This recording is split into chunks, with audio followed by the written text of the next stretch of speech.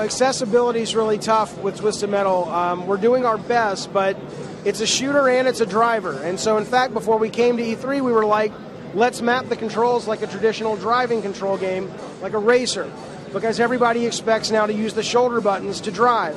And we did that, but it made the shooting really, really bad. And we're actually still using the same control input as default that we had on the Twisted Metal game back in 1995. And on one hand, we're kind of going, man, that's archaic, but it works. It works for what this game is. And so we're trying to make it more accessible by a lot more gameplay awareness in terms of incoming missile shots on the radar, incoming attacks coming from the side to the screen, slowing the cars down a little bit so it's not as fast as Twisted Metal Black, which was seen as more of a hardcore game. But it's not, it does take a couple of plays to kind of get into, because there's a lot going on. But we feel that it's kind of worth the trade-off, because once you really get it, there's a real robust kind of, again, fighting game in cars underneath the surface. And we do these focus tests all the time with Twisted Metal, and we watch our scores go up dramatically. Like the first 5 minutes, people are kind of confused because the controls are so different than what they expect of a normal driving game. And after about 5 or 6 minutes, the scores go through the roof because they're like, oh, you see the light bulb go off and they get it. And so we're hoping that today's players will kind of give it that little chance to kind of realize that we've had to do the controls the way we have in order to kind of keep shooting and driving as important as every game teaches. So we just learned so much about just moments before. Let's not pretend that didn't happen. Let's not pretend like that. This is still the same day. I am actually playing it over in my head about 5 times so far. He's thinking about the PR calls coming through. No, I'm thinking about, anyway, yes. He's thinking about, I know what you're thinking about. Yeah, I know. So, David, you've returned to this game. It's been part of your life for such a long time, and you really did try to keep a lid on the fact that you were working on this. Does it feel good to finally say, yes, I'm working on it? And what made you return? Well, I mean, Scott Campbell and I, who run Eat, Sleep, Play, we were kind of at the beginning. Sony says, hey, do you want to do a surprise? And how do we keep the lid on it? And so, yeah, it feels great to basically have that kind of off our chest now. To the point that we were lying to you guys. We were lying to the press. People called and said, hey, are you doing it? Was it easy for you, David? Seems like that'd be easy for a man like you. You know what? I have no snappy comeback because I'm still thinking about you and I talking about my penis. Yeah, so let me kind of get back and rewind that back. Great, now I have that on my mind. Really? Why should today be any different than any other day? You're right, David. But let's go back to the game. Yeah. Awesome. And it's coming out next year, early or late? It's coming out, well, we don't know yet. It's definitely 2011. Okay. Sony has a date. I have a date. We'll see who wins. All right, sounds good. Thank you. Where was the skill? Where was the strategy? Shoot, drive. Nothing. Those games had both skill and strategy. You're racing in the city, going 100 miles per hour, blasting everything as you go. Speed, strategy, skill. Those games were awesome. Maybe back in your days, we happened. Look, you made me one car combat game that was as good on PlayStation 1, kicked ass on PlayStation 2, and kicked even more ass on PS3. The ultimate ass kicking. David. That's right. You can't do it because it doesn't exist. Now get back to work, punk. Don't kick my can. Punk.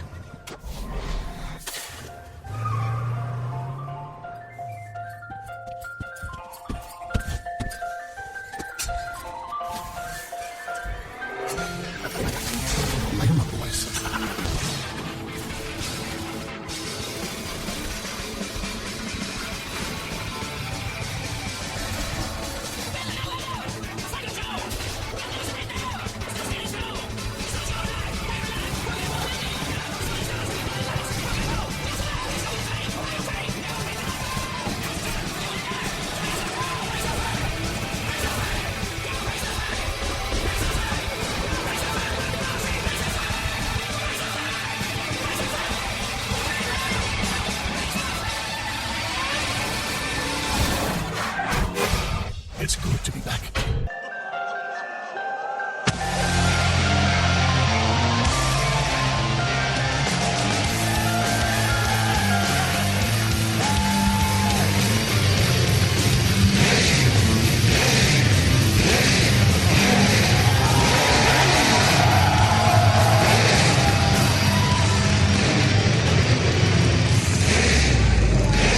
Longest running series in PlayStation history.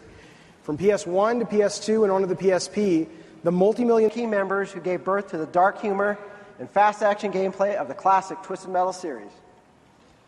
So let's get a quick look at some gameplay from our online team deathmatch mode.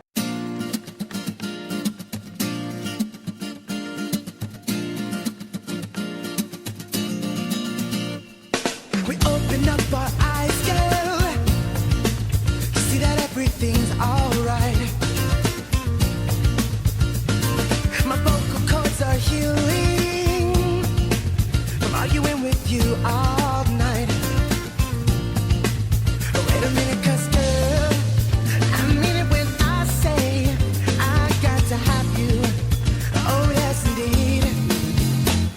'Cause it's my way or Pacific Coast Highway. Either way you won't find me, and you don't care. Because it's my way or Pacific Coast Highway. I hit the road, you won't find me, and that's all you know. The shell we make's been broken. Every word has been said. I'm ready to give you the reins and control, but not my head. Wait a minute, 'cause girl, I mean it when I say I've got to have you. And oh, you're going to have to change if you're gonna stay. Oh yes indeed. 'Cause it's my way or Pacific Coast Highway. Either way you won't find me, and you don't care. Because it's my way or Pacific Coast Highway. I hit the road, you won't find me, and so you know that you might like to know. Well, I've been doing this fine, walking on my own lately, yeah. Ooh, the sun has been shining down on me, telling me to walk away, walk away, walk away. Ooh, only it were that easy, and I would be thrown away.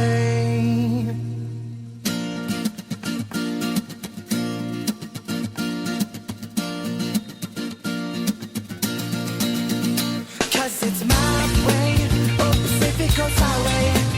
Either way you won't find me, and you don't care. I tried to show you, but you never gave reasons. Your attitude's like the seasons, and that's all you know. 'Cause it's my way or Pacific Coast Highway. Either way you won't find me, hey, you don't care, yeah. Now, before we get into what we're actually seeing today, I thought the most interesting thing you said on stage was Twisted Metal for the PS3 is a realization of the vision you and your team had when you first dreamed up this franchise. What does that mean exactly? Most of the games we work on, certainly I work on, are very inspired by movies. I love movies and team movies. It's something we're watching things. Everything is like, Smoking the Bandit to the last scene in Grim Warrior to Dukes of Hazzard on television. We just have these like stunt driving, gun strapped car fantasies. Like, it's been a while. We've got to wait for a while with the big console launch of Twisted Metal. And in that time, so much has changed from online to graphics to physics, just the size, the levels can be, and the speed the cars can go. Now we finally, I think, can play this game now, and then we're getting a whole heap of help of what we thought of back in '94. So that's what it's exciting us. You're the last remaining survivor of the car combat craze of the 90s, and not only are people kind of aware that this game so exists, people are excited to see this type of game again, and you're bringing it back. So that's really cool for you. I love realism. I love beautiful, realistic graphics and realistic characters. But I kind of like the fact that we're able to get into a little bit more imaginative territory. So it's not fantasy. It's in your own backyard. You've got vehicles and characters you can relate to and you kind of scare out and freak out by. But it is still, I think it's kind of more imaginative than your average shooter. And so when you say it's good to bring it back for us, this never left us. We make games that Sony allows us to make games that really come from our heart and spirit, and we love the voice of Twisted Metal, and we love the mechanics of Twisted Metal. I don't think Twisted Metal is just a surface action game. It is that. There's a lot of depth in this game. There's a lot of team tactics, a lot of metagame going on. And just the fact that we're able to sort of bring that back to an audience so far seems really excited. It's awesome. We got free-for-all modes, right? So people are watching this and worried about, well, I just want my deathmatch. You got your deathmatch, you got your last man standing, you got team deathmatch. Just get in there, and even if you want a deep game, it's still mono or it's still you versus mini. But the nuke mode is all about team play. It's all about, if you want to form a clan or a party and go in and really work your moves out in advance, your tactics in and out. I love that we're offering that in this game along with the more sort of straightforward car combat. If you look at people like Meatwagon, for example, which on the surface is just sort of over the top, fun kind of comic book violence, it's basically an ambulance that launches his patient who's chained to the back of his gurney, and he's like in his hospital gown screaming, he's got TNT strapped to his body, and you watch him, he's like a missile. It's fun. It's not very, it's pretty simple. That's great to get in. It's a baby in the pool, right? But you can also watch him take direct control of that vehicle like an RC car, and anytime you detonate it, he does a 360 ring of splash damage, which does even more damage. But if you want to get that guy and actually steer him directly for a direct hit, if you're good enough to do that, get around corners, going through fire traffic to get your target, you will be massive damage. Obviously, a lot of people excited about talent. This is the first time you included a flying vehicle in this game. How excited was it for you guys to not only add that, but how difficult the challenge was it to kind of make sure it's not overpowered? It is obviously at a much higher level than most people. It's just another special weapon in a sense. It's just the way that vehicle works. But you can aim up, you can launch weapons at him. He doesn't have anywhere near as much armor, for example, as a lot of the vehicles on the ground. In other game modes, we kind of neutered certain things that you can do in those game modes to make sure that he's balanced. Your team can't pick a helicopter unless you're playing an unwin game infinite number of times. So your team is like, guys, we got 3 helicopters. When are we going to use them? When are we going to bring them out? We've got 2 juggernauts. When are we going to bring them out? We want to have a lot of pros to these vehicles like Talon and Juggernaut, but we also need to balance on the backside to make sure that you're not getting in the game and just go absolutely powerless against these vehicles that can fly or have multiple man turrets, things like that. It seems like with this particular version of Twisted Metal, it's really all about the multiplayer. I mean, the single player sounds fun, but I want to get together with all my friends. I want to get a plane, a motorcycle, together, do stuff. I love this game. I'm so excited, proud of the team, proud of the design work you've done. I get this question sometimes, like, well, is Twisted Metal still relevant? And I'm like, you know what? Our game, fun factor, if you're talking multiplayer fun factor, when you're talking about online like all you guys are playing today, or you're talking 2-player split screen or 4-player split screen on a couch, all the levels, all the modes, all the tactics we've been talking about, I would put our game's fun factor against any other game's fun factor. I'm not saying we're better. I'm saying that we can stand toe-to-toe with a lot of those giants in terms of fun factor. It's about being in a car, leaning out the windows with shotguns and sniper rifles, having flamethrowers and rocket launchers around your car. But the variety of those sort of variations on that theme, it's a huge amount of variety. What do you hope that people walk away from when they finally get their hands on this game? What are you hoping they feel? What are you hoping they talk about? Are they going to say car combat's back? What are you hoping they say? I'm interested in 2 things. One of them is, I think the multiplayer in this game is really deep and really fun. And I think in the same way that when we did God of War, we looked at games similar, like Onimusha or Devil May Cry, which were wonderful, hardcore, beautiful games, and we said, we love those, but let's kind of add our spin on it. Let's kind of create something different that still lives in that space. Honestly, Scott Campbell and I and the guys that play the Galaxy play, we look at the online shooter market, and we say, we love that, but there's something missing. And so we hope people walk away and say, hey, that's a fresh take on the online shooter, and it's really fun. And on the flip side, on a different, I want people to love the world. I love horror movies, and I love creepy stories like Twilight Zone, Creepshow, and Friday the 13th, and Freddy and Jason. I love this world with Sweet Tooth and Dollface and Calypso. I want people to walk away from this and go, wow, that's an awesome world. I want to go back there in all kinds of different ways. From what we've seen here today, you were well on your way to accomplishing both things, sir. Thank you very much, man. Appreciate it. Well, there you have it, folks. Everything you need to know about Twisted Metal multiplayer is for me. I'm going to cruise around some neighborhoods and sell some ice cream. Wink! Ice cream. It's good to be back. Their emptiness makes me whole. Their weakness makes me strong.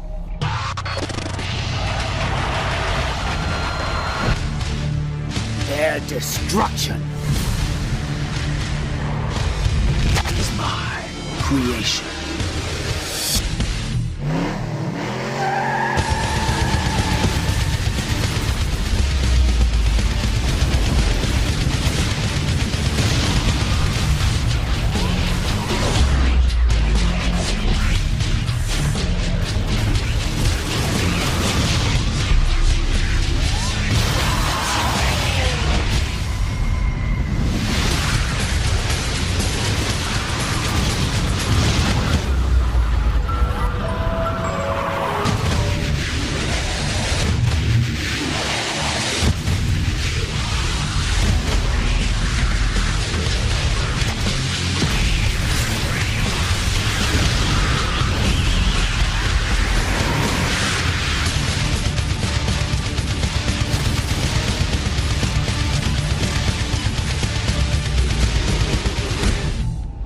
We shall all rise up this very night and tear down your tower of sin!